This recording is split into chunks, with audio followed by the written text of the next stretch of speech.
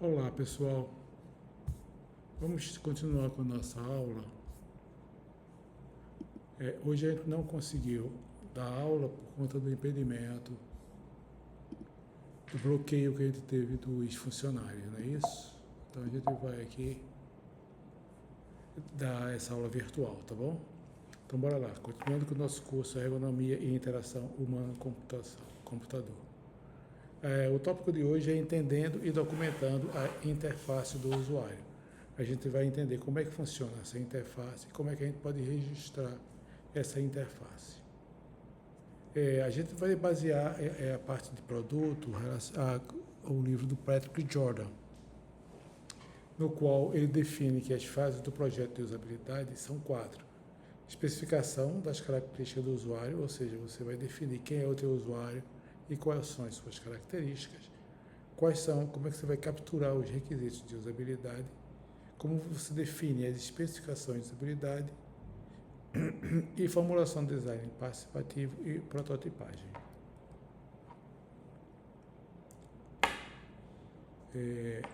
A primeira coisa a considerar é a quem o produto é destinado, né? Então, o produto pode ser destinado ao público em geral. Por exemplo, se você projeta para homens e mulheres de 16 e 30 anos de idade, ou é um produto direcionado para adolescentes, ou um pequeno grupo especificamente, né? Por exemplo, para alguma deficiência.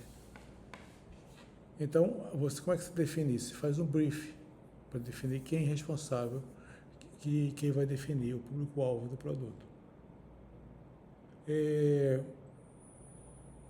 Saber que homem de 16 e 30 anos, por exemplo, é um aspecto muito amplo. Então, algumas vezes, produtos para o público em geral, como produto de consumo, você tem que ter esse aspecto de uso, né? Então, você usa a estatística para trabalhar grupos mais específicos. São dois aspectos que a gente tende a caracterizar os indivíduos, os usuários, são as suas características físicas e seus aspectos cognitivos. As características físicas, né? Aqui você tem um produto específico e você deve considerar as características físicas desse produto. Isso é um totem de informação turística, não é? Então, o sistema de informação turística é exemplo de produto com interação, de controle e exibição que se destinam ao público em geral. O design de tais produtos estão diante da necessidade de decidir a que altura os botões e o monitor devem ser colocados. Obviamente, se estes forem colocados muito alto, membros menores do público terão dificuldade para alcançar os botões e ler a tela. Da mesma forma, se for colocado muito baixo, os usuários mais altos poderão ter que se abaixar desconfortavelmente, a fim de interagir com o sistema. Então, como esse problema pode ser resolvido? Considere o posicionamento da tela, por exemplo. Talvez uma solução razoável seja colocar a tela, né, a uma altura mediana do olho do grupo de usuários. Por exemplo, o público em geral, que o sistema de informação turística inclui crianças pequenas, usuário deficiente, como a sua necessidade pode ser levada em conta. Então, a solução potencial pode parecer simplesmente colocar todos os controles o mais próximo possível do operador. Entretanto, especialmente onde há muitos controles, essa abordagem pode causar problemas. Ter muitos controles em uma pequena área pode ser incômodo para o operador. Em casos como este, o objetivo provavelmente seria colocar os controles em uma posição de pelo menos 95% ou 99% do grupo-alvo de usuários podem alcançar. Então, esse é o exemplo de situação em que força os usuários pode ser importante, considerando equipamentos portáteis, por exemplo, a televisão. Então, você deve levar em consideração a idade e o sexo. Quando você considera 95% ou 99% da população, você está abrangendo que quase todos os grupos daquela população vão ter acesso àquele controle ou àquele sistema. Como é que você faz isso? Você utiliza a antropometria para conseguir alcançar esse grupo de usuários. Então, a antropometria refere-se à medida individual das pessoas para fim de compreensão da variação física humana.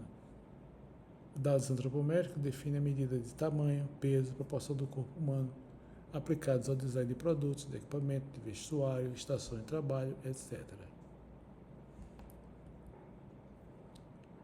Como você obtém dados antropométricos? Através da literatura você tem os dados antropométricos. Então, por exemplo, essa figura da esquerda é do livro do Ichiro Ida, né, e mostra as proporções do ser humano em algumas posições. No primeiro quadro, posição em pé, aí você tem a estatura, a altura dos olhos, a altura do ombro, ou sentado, como comprimento das pernas, comprimento do ombro, ou medidas específicas de cabeça, de mão, de pé.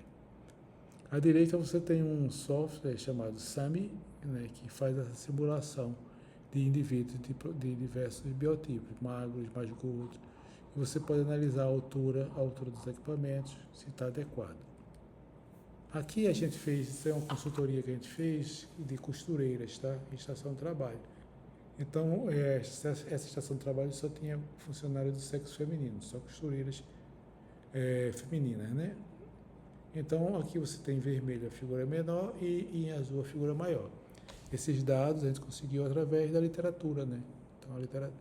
E aí a gente faz a junção das duas, do lado esquerdo tem uma máquina, e esses pontos seriam os pontos onde você tem a interseção, a área onde você pode alcançar, tanto o vermelho quanto o azul, quanto a menor quanto a maior usuária. Do lado esquerdo você tem a mesma coisa para a vista superior. Já as características cognitivas incluem conhecimento que o usuário pode ter, como atenção, processamento de informação, atitudes. Esses fatores são suscetíveis de variar de acordo com o público-alvo para o qual o produto está destinado, né? Pode ser o público em geral, pode ser um especialista, pode ser crianças, etc.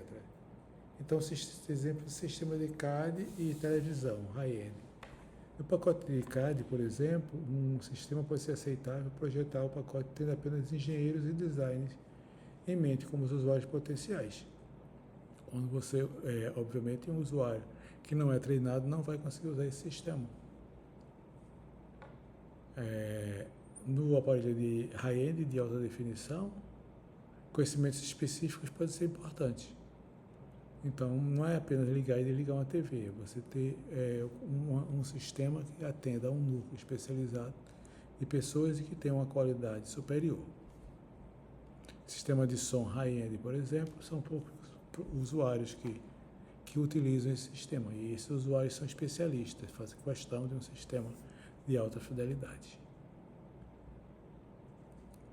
Em termos de usabilidade, as características cognitivas incluem conhecimentos específicos que os usuários podem ter. Foi o que eu acabei de falar. Então, como obter informações sobre as características cognitivas? Pesquisa, incluindo informação sobre experiência, atitude, e qualquer característica cognitiva considerada importante no contexto de uso de um determinado produto e quais características visíveis estão relacionadas. A pesquisa deve incluir uma amostra de produtos que seja representativa do usuário. Então, se eu quero um usuário que utiliza um sistema de som high-end, eu devo ter uma amostra de pessoas que utilizam esse sistema de som. Se eu escolher pessoas que não utilizam esse sistema de som, não vai ser representativo. Para o caso do CAD, eu tenho que entrevistar, por exemplo, engenheiros ou designers, que são pessoas que utilizam esse produto. Os requisitos de usabilidade de um produto é conhecido como a captura de requisitos.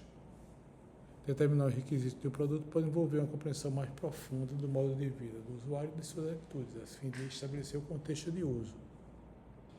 A fim de saber mais sobre o modo de vida dos usuários e o contexto em que o produto é utilizado, pode ser necessário envolver usuários representativos através de alguns métodos de pesquisa, como grupo focado, entrevistas e questionários, para investigar como se o produto enquadra-se nas vidas desses usuários. Então, por exemplo, o produto em desenvolvimento fosse um aparelho de som pessoal. O que os envolvidos na criação do produto precisariam saber para ter uma boa imagem dos requisitos do produto? Uma questão que poderia ser entendida seria como o produto se encaixaria na vida de quem utiliza, em outras palavras, para estabelecer contexto de utilização. Se as pessoas utilizam o produto quando estão em movimento, quando estão parados, se estão numa festa, se estão correndo, se o produto deve ser fixado à roupa. Então, isso deve ser importante para que você saiba como é o contexto de uso daquele produto. Um método que pode ser utilizado é o personas, que é um método que apresenta uma abstração de usuários alvos que compartilham características comportamentais comuns. Ou seja, é um arquétipo hipotético de usuários reais. Esse vídeo mostra rapidamente como se deve fazer um persona. Como criar um persona em 5 minutos. Have you ever felt that creating a user persona is a daunting, time-consuming task?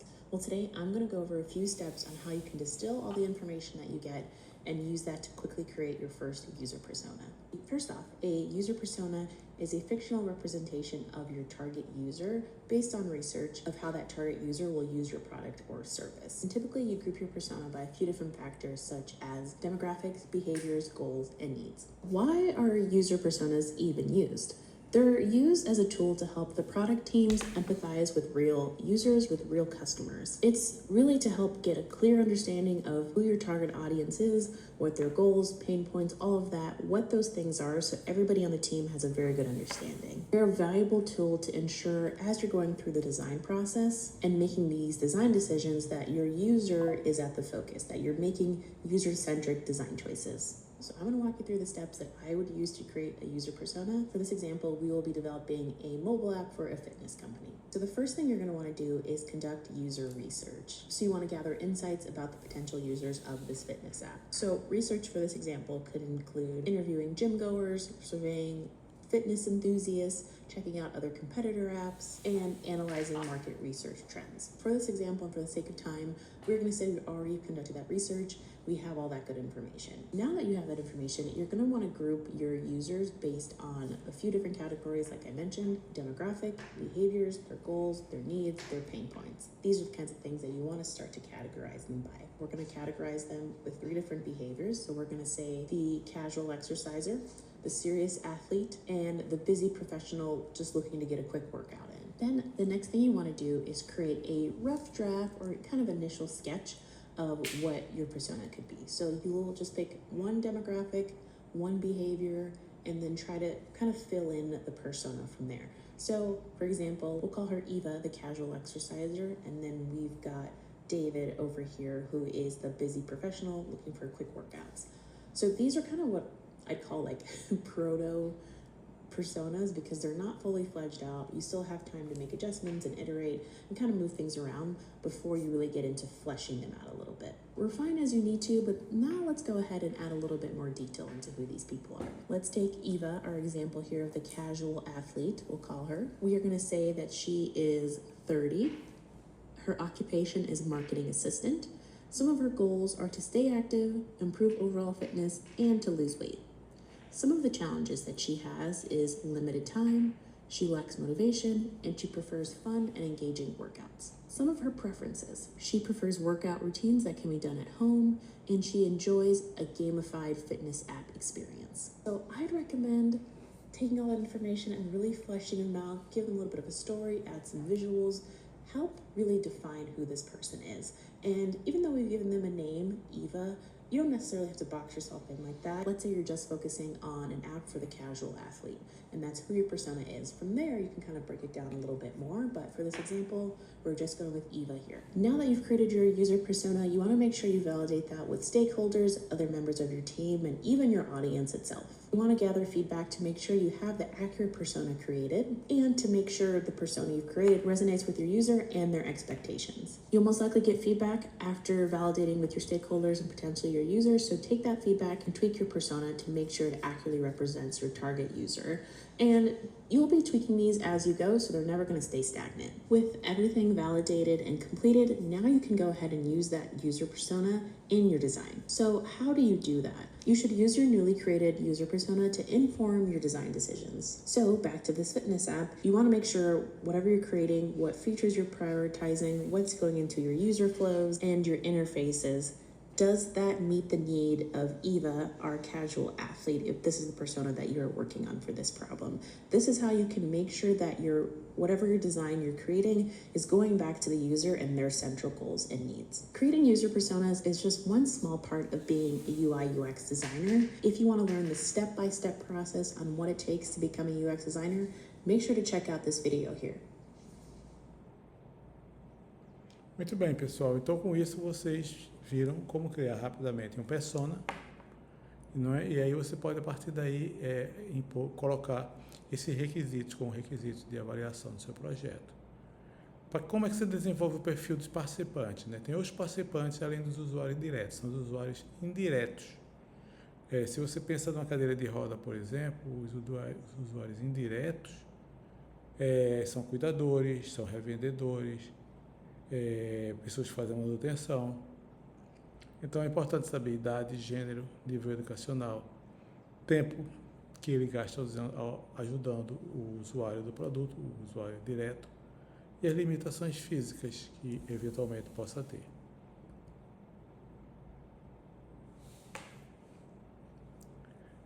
Tendo decidido sobre os requisitos do produto, esses devem ser traduzidos em especificações de usabilidade.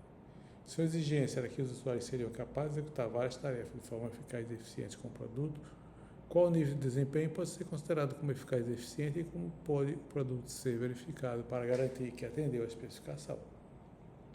É possível ter, por exemplo, critérios quantitativos de usabilidade, que pode ser testado empiricamente, por exemplo. 90% dos usuários devem ser capazes de sintonizar 10 canais de TV dentro de 5 minutos ao ligar o aparelho pela primeira vez.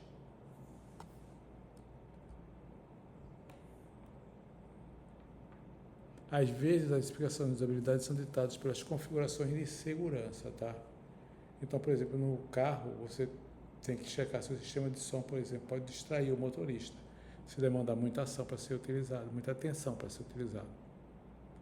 Alguns produtos nos quais a segurança é um item com legislação específica incluem critérios de usabilidade que o produto deve atender. Padrões de legibilidade são necessários para rótulo de advertência, por exemplo, principalmente quando você fala de medicamentos. Medicamentos têm configurações e normas próprias e você deve seguir esse regulamento quando, por exemplo, faz um projeto de um rótulo para um medicamento.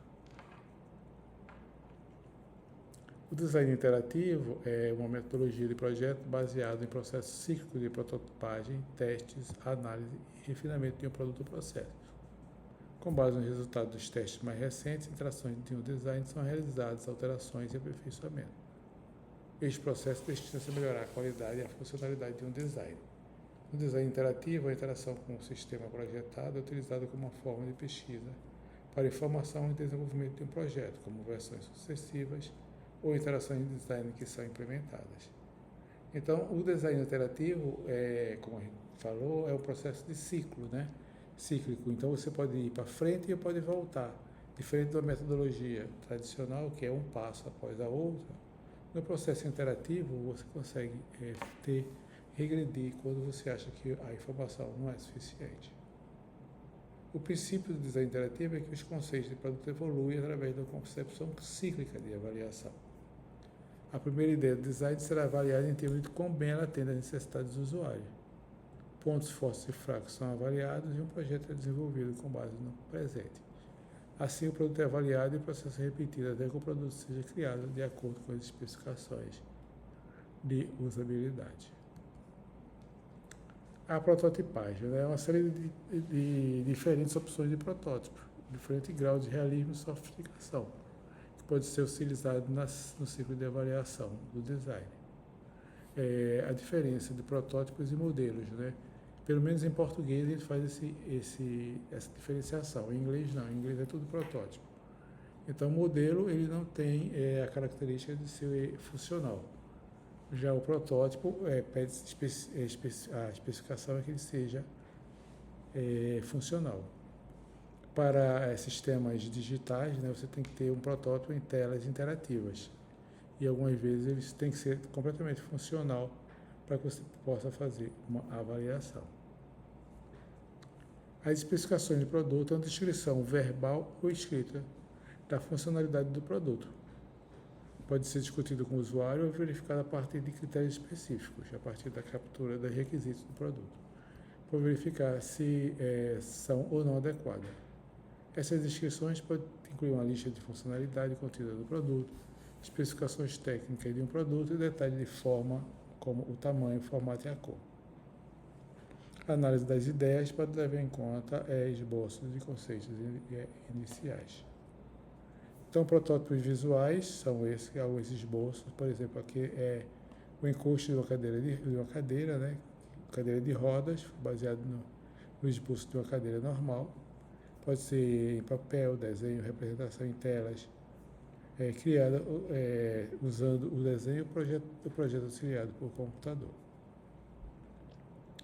Os modelos são representações físicas, um produto feito em madeira ou de espuma de poliestireno. Pode ser útil na avaliação de como o produto proposto se enquadraria no ambiente de utilização. Então você veja aqui alguns modelos de cadeira de rodas que representam diferentes conceitos de design. Protótipo baseado em tela interativa, são a representação do produto na tela, oferece uma interação simulada, clicando no mouse sobre a representação de um dos controles do produto. A representação baseada em tela muda de estado para representar como o produto reagiria a uma interação em particular. Este tipo de prototipagem é particularmente útil quando a ideia é firme sobre a forma do produto, mas incertezas com relação à interface. O protótipo protótipo praticamente do ponto de vista do usuário são indistinguíveis do produto final já fabricado. Aí a gente tem aqui uma cadeira de roda para criança com paralisia cerebral. Esse é um protótipo de um produto da Escandinávia, né? Você veja que junta o aspecto funcional com o aspecto de beleza do produto.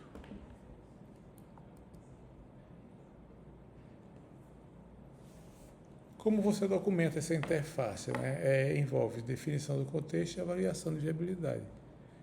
Compreender e documentar o problema. O problema do entendimento e documentação na usabilidade é identificar as tarefas do usuário que vão ser realizadas. Nesse contexto são utilizados dois termos, análise e especificação.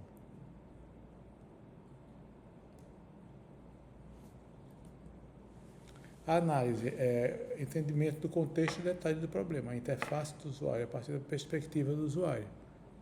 Então, é a atividade de compreensão e caracterização de um problema. E a análise da tarefa é como você poderia realizar essa etapa de análise. A análise da tarefa é uma ferramenta bem específica da ergonomia, tá? Isso significa você decodificar a tarefa enquanto as atividades observáveis quanto possível. Vamos falar daqui a pouco um pouco mais sobre a análise da tarefa. A especificação pode ser um documento detalhado, que enuncia mais especificamente possível o que a interface do produto será para o que a interface do usuário será para o produto. A especificação significa documentar ou descrever em detalhe. Assim, uma especificação da tarefa é a documentação sobre a compreensão da tarefa executada pelo usuário. Não é suficiente compreender sem documentar e vice-versa. A análise do contexto e especificação deve explorar e documentar pelo menos 3 informações: expectativa de usabilidade, necessidade e visibilidade. A substituição de métodos de usabilidade. Se o usuário espera que a interface em geral será fácil de aprender, fácil de usar, divertida e assim por diante, é importante documentar exatamente o que o usuário quer dizer com isso. Esse documento deve especificar com o mesmo cuidado e o mais detalhadamente possível como se vai avaliar operacionalmente essas tarefas. Então, essa especificação de necessidade deve incluir uma lógica para estabelecer e documentar o que é necessário para a nova interface, uma declaração de objetivos e uso esperado da interface proposta e uma lista de funcionalidades.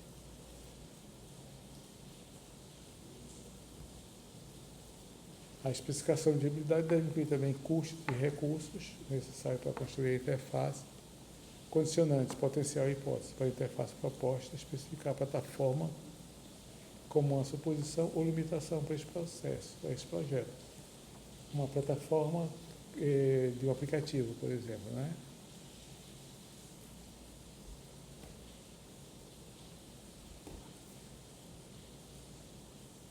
Compreender os problemas do usuário e entender suas tarefas. Então, o engenheiro de usabilidade deve desenvolver uma compreensão detalhada do problema do usuário.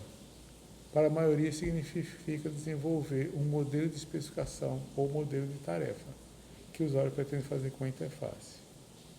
Uma série de estratégias é sugerida para analisar os problemas do usuário, para produzir uma descrição das tarefas que o usuário ou cliente irá fazer com a interface, incluindo análise de uso, análise de cenário e análise hierárquica da tarefa.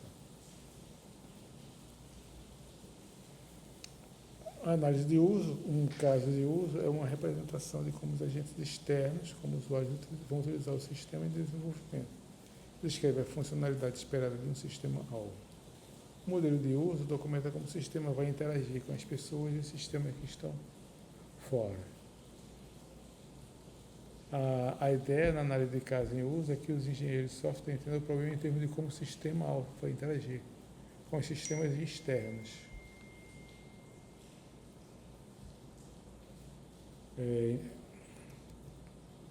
As vantagens da análise da tarefa.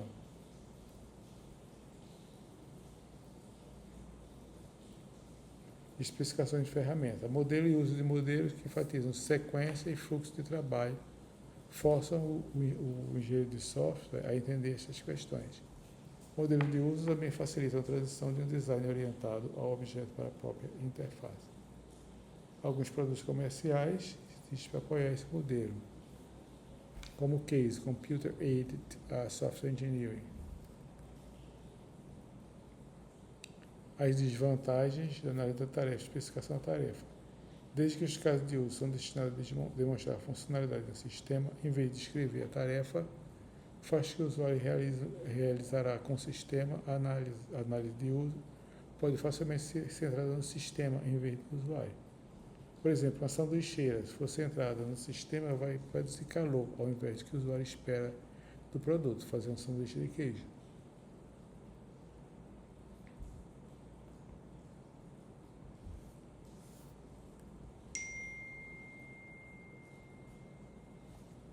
Cenários são histórias que são detalhadas e contêm descrição dos planos e métodos do usuário, bem como a descrição das tarefas que serão realizadas.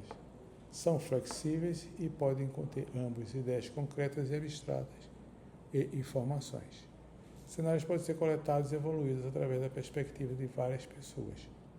O problema de cenário descreve o comportamento do usuário no domínio do problema. Como tal, pode revelar características do ambiente de trabalho, interações do usuário ou o próprio problema que irá impactar o eventual sucesso ou fracasso do design. A análise da tarefa. A análise da tarefa ela vai entender a decomposição das tarefas, enquanto as subtarefas detalhadas sejam possíveis. Então, a análise da tarefa vai decompor a tarefa enquanto as atividades podem ser observáveis. E essas atividades você pode ter uma relação hierárquica entre elas. Você vai descrever cada unidade de trabalho e analisar os recursos para que aconteça, para que seja bem sucedida. Os recursos são a habilidade do trabalhador, conhecimentos, características físicas, ferramentas, telas, procedimentos, comandos, etc. A análise da tarefa é sempre realizada a partir da perspectiva do usuário. Tá? Então, você não faz análise da tarefa a partir da informação que você recebe de colegas ou algum especialista. Não. Você tem que fazer a análise da tarefa a partir das informações dos usuários. Aqui a gente tem uma análise da tarefa de uma consultoria que a gente fez numa empresa de bebidas, tá? E aqui foi só uma tarefa de descarregar o material do caminhão. Então a gente mostra, nessa fluxograma, mostra as ações das manipuladores em termos de coleta de informações, ações, movimentos e comunicação.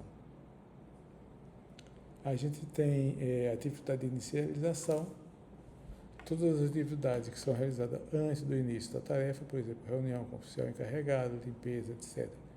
Atividade ordinária, que compreende as atividades da plataforma, propriamente dita, e atividade de finalização, que corresponde ao fechamento final das atividades. Exercer o controle de entrada de material através de um formulário, por exemplo. Então, vamos mostrar aqui ponto a ponto como é que funciona essa análise da tarefa de descarregar material, tá? Então, vocês nunca tiveram lá, mas vocês vão ver como vai ser simples você observando esse passo a passo, como você vai ser simples de você entender o funcionamento. Primeiro, liga a esteira e o ventilador. Segundo, observa qual é o tipo de carga. Aí a gente tem o caminhão e tem pallets, tá? Para o caminhão, coloca a mesa de suporte próximo à fila de engradados que irão ser retirados do caminhão. E a gente tem 2 trabalhadores, um trabalhador de desmontagem e um trabalhador de apoio. O trabalhador de desmontagem posiciona ao lado da fila de engradado que vai ser retirado do caminhão. Retira o engradado do caminhão e coloca na mesa de transporte. Aqui, veja que todas as características, todas as atividades são representadas por retângulos. E as atividades de dúvida, né, que requer uma definição, se você continua ou se você volta ou para, é representada por losango, tá? Então aqui retirou todos os engradados do caminhão. Se sim, você continua. Se não, você para. Se sim, você avisa ao caminhoneiro para retirar o caminhão da plataforma. Desce a escada, procura o conferente para saber de carga do caminhão. Retorna à plataforma, sobe a escada, faz o controle de um formulário, verifica se tem carga na plataforma. Ainda tem carga? Se sim, ele tem que continuar até retirar a carga. Se não, ele finalizou o turno. Já o trabalhador 2 de apoio, ele vai posicionar ao lado da mesa de transporte, colocar os engradados na esteira. Ele retirou todos os engradados do caminhão. Se sim, ele continua. Se não, ele volta continuando, colocando os engradados na esteira. Se sim, ele guarda a mesa de suporte e encerrou a atividade. Para o pallet, ele pega um estilete, corta fitas, joga a fita no saco de reciclagem, posiciona ao lado do pallet que ele vai manipular, verifica se há espaço na esteira. Há espaço na esteira? Se sim, ele continua, se não, ele para. Se sim, ele retira os engradados do pallet, coloca os pallets na esteira. Outra dúvida, todos os pallets foram esvaziados?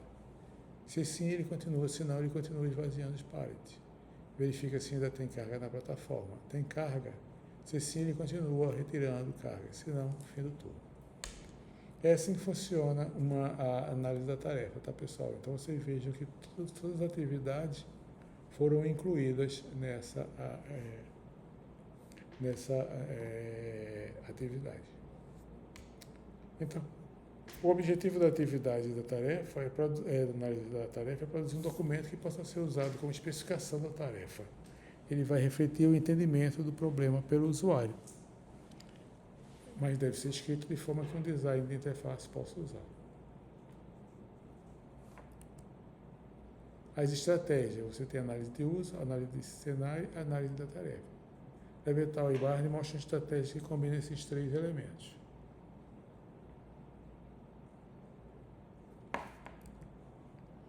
Nesse documento da análise da tarefa deve conter a página de rosto, o sumário, descrição da tarefa, conjunto de cenário, um caso de alto nível, que é a partir da consolidação de informação de cenários, casos informais, descrição narrativa, descrição das principais entidades e seus atributos, descrição das tarefas com o usuário e texto descritivo de cada tarefa no diagrama. Então, como é que você faz? Começa com uma pequena descrição narrativa da tarefa, o usuário desejado para completar a proposta da interface. Olhe para uma série de cenários que descreve as tarefas específicas que alguém possa fazer com a interface. Para cada cenário, construa um diagrama de uso. A partir da coleta do diagrama de caso informal, a gente extrai o que parece ser as coisas que os usuários estão operando. Então, você vai ter aqui as entidades primárias.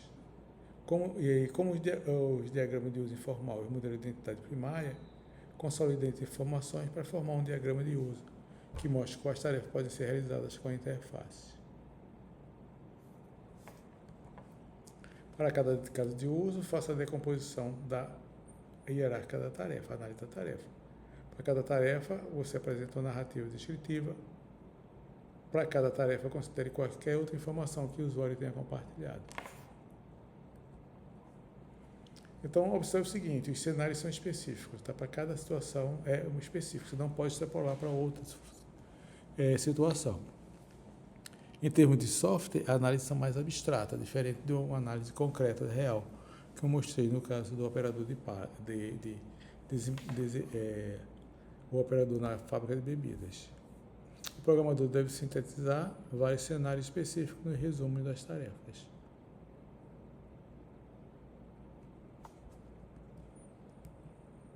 Se a sua especificação deriva de cenário, você tem que fazer o seguinte: tarefa simples e complexa não deve ser misturada, e você deve ter um conjunto de tarefas que será realizada a partir do teste de compreensão do design dos usuários e do seu trabalho.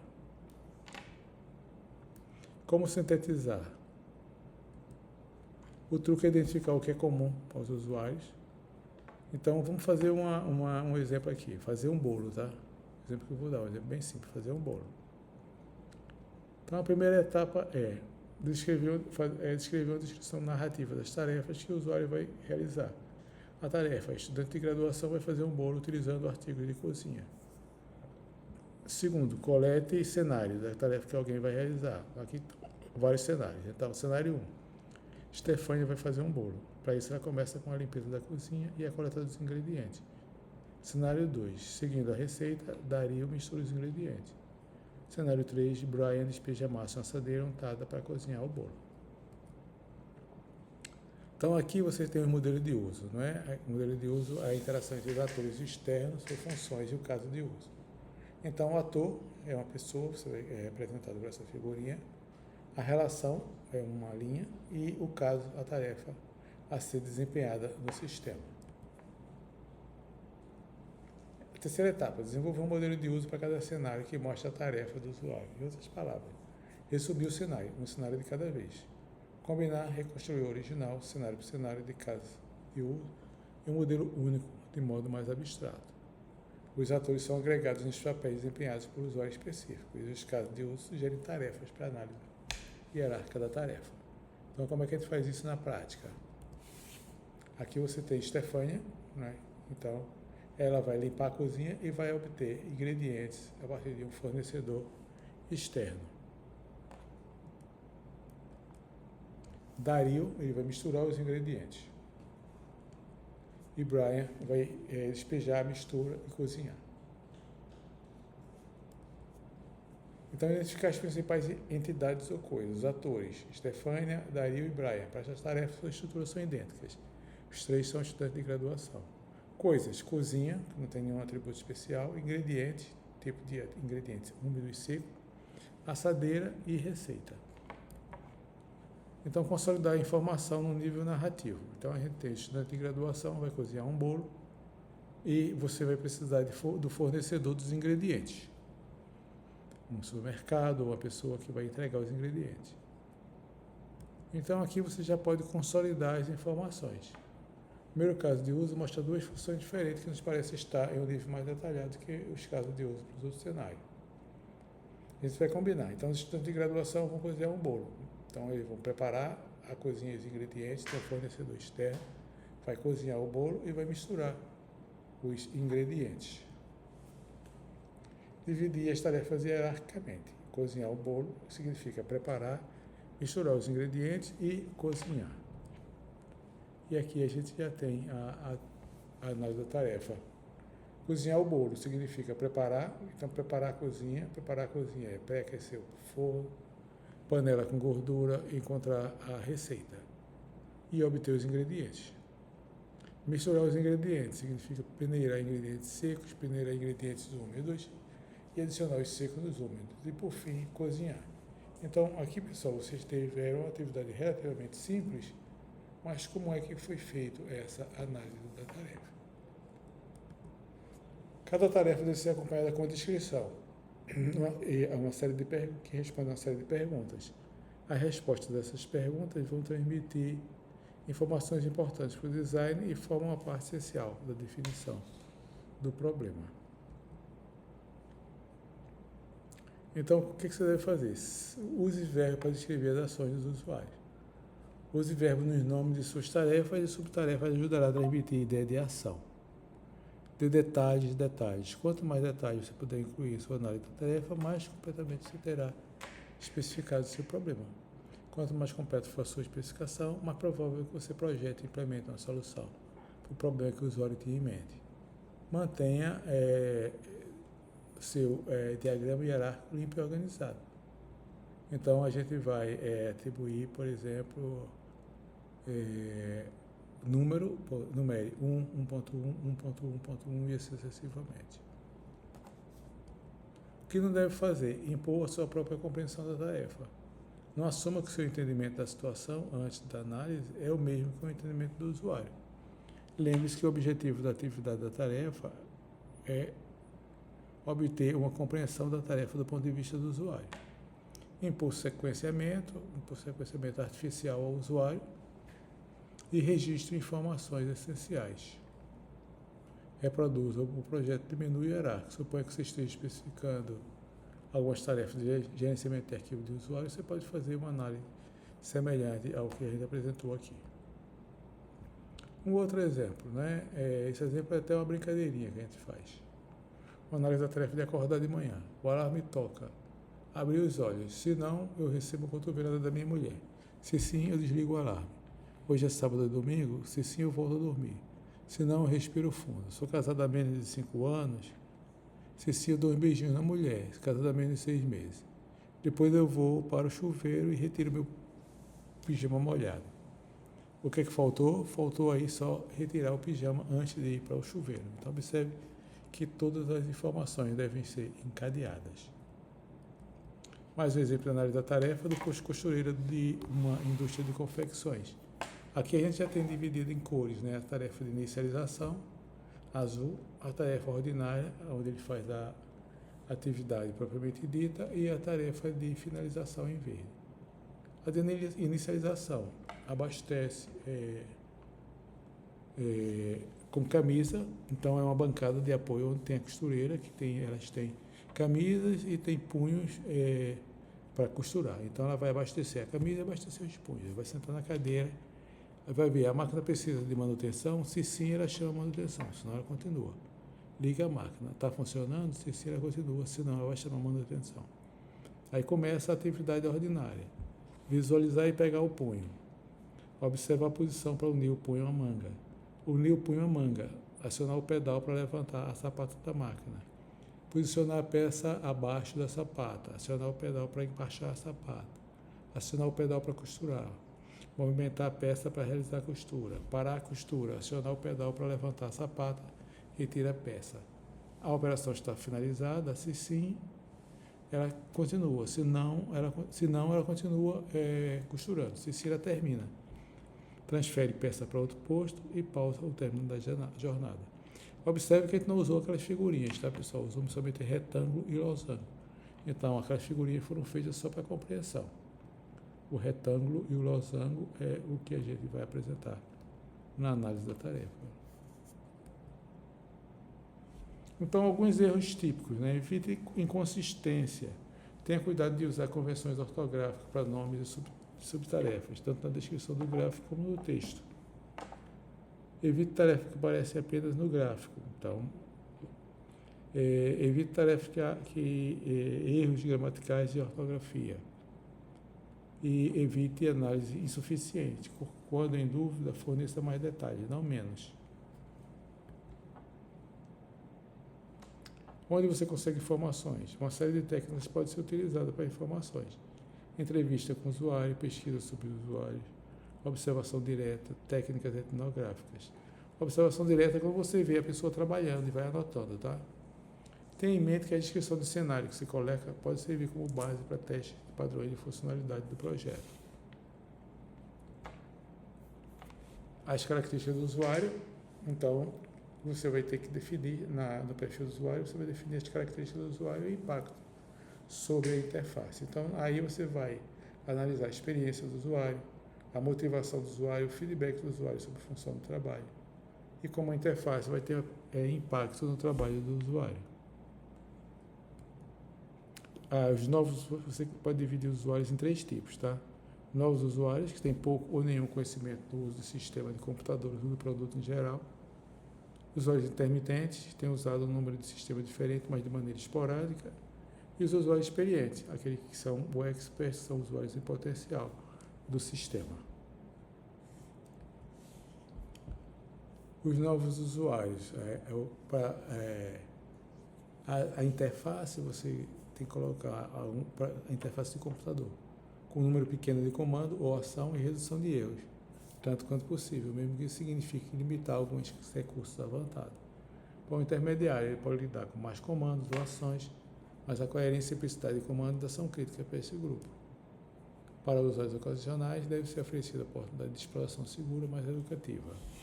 E os experientes requer resposta rápida e atalhos, e eles podem considerar todos, mas com mínimo feedback, que não incomode. Como começar a construção dos perfis do usuário? Acontece na análise da tarefa, uma série de técnicas podem ser utilizadas, como entrevistas, questionário, observação direta e técnicas etnográficas. Coletar informações sobre variáveis do modelo de habilidade e experiência do usuário, linguagem, habilidade intelectual, motivação do usuário, conhecimento do usuário sobre características de interface, idade e cultura, reações do usuário em interfaces similares ou para seu conjunto de características. Em sua coleta de dados, certifique que o documento forneceu informações para como as pessoas foram escolhidas, como você recolheu os dados e como obteve permissão dos usuários para coletar informações sobre eles. Observe que algumas informações são sigilosas, tá? E você normalmente nunca identifica os usuários pelo nome real. Você pode identificar por número, letras, etc. Usuário, para você manter que os usuários continuem sendo anônimos. O usuário deve ser informado sobre o propósito da aquisição de dados e deve dar o seu conhecimento explícito para o processo. O documento de perfil do usuário, você deve ter as características do usuário, idade, sexo, características físicas, características psicológicas, características do trabalho da tarefa, descrição, como vão usar a interface e qualquer outra informação que pode ajudar a compreender melhor o problema. A gente, com isso, termina, não é, a nossa parte teórica. A gente vai apresentar, como sempre, para vocês um vídeo que foi desenvolvido pelos meus alunos da Universidade de Yunnan, na China. Esse vídeo trata bem interessante, trata sobre ergonomia e advertência e a história de uma bruxinha atrapalhada. Vocês observem que a primeira parte, né, que ela não tem a parte da usabilidade, então vários problemas aparecem, como o problema de rótulo, da advertência, a buzina, da vassoura dela que não é ouvida, e assim sucessivamente. Então aproveite e divirtam-se com esse vídeo.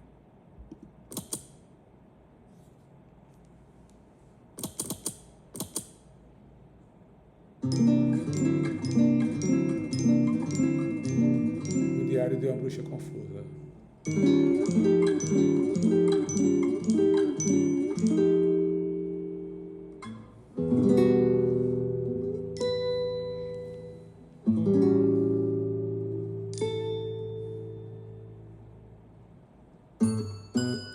Salakadoola, Mitchkaboola, bibbidi bobbidi boo. Put them together, and what have you got? Bibbidi bobbidi boo. Salakadoola, Mitchkaboola, bibbidi bobbidi boo. Magic, believe it or not, bibbidi bobbidi boo. Salakadoola means Mitchkaboo. But singing above the dust, the job is bibbidi bobbidi boo. Salakadoola, Mitchkaboola, bibbidi bobbidi boo. Put them together, and what have you got? Bibbidi bobbidi boo.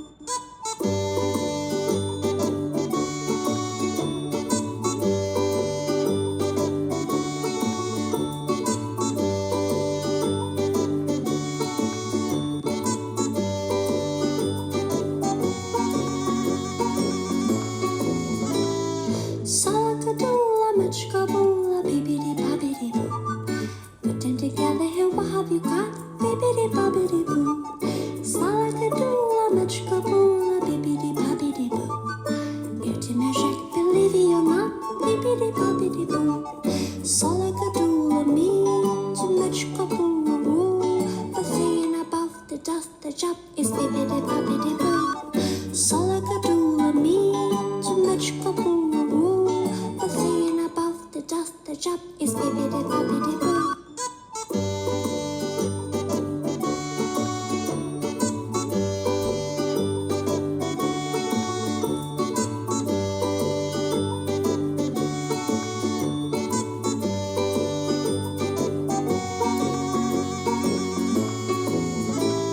Salakadoola, Mitchkaboola, bibbidi bobbidi boo. Put them together, and what have you got? Bibbidi bobbidi boo. Salakadoola, Mitchkaboola, bibbidi bobbidi boo. Beauty magic, believe it or not, bibbidi bobbidi boo.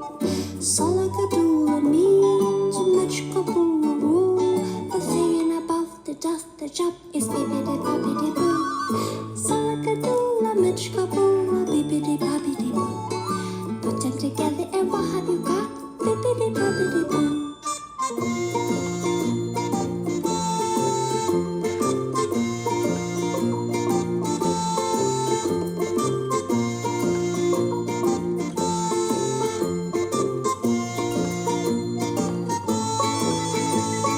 Salakadoola, mitchkaboola, bippity boppity boo.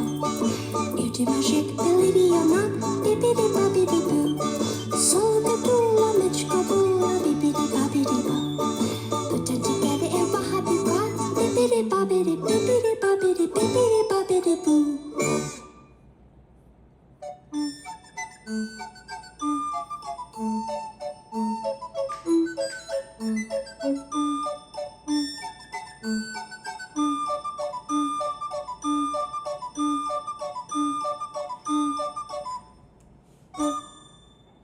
Muito bem, pessoal. Espero que vocês tenham gostado.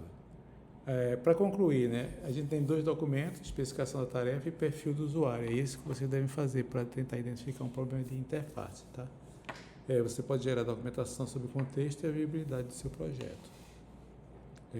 O exercício. Considere o produto que você escolheu para o seu projeto, gere uma análise da tarefa, gere o perfil do usuário para o seu produto. E utilize o Design for Usability Recommendation de Jordan e Leviathan Barnes. Então, é isso que vocês vão fazer, tá? Obrigado pela atenção e até a próxima aula.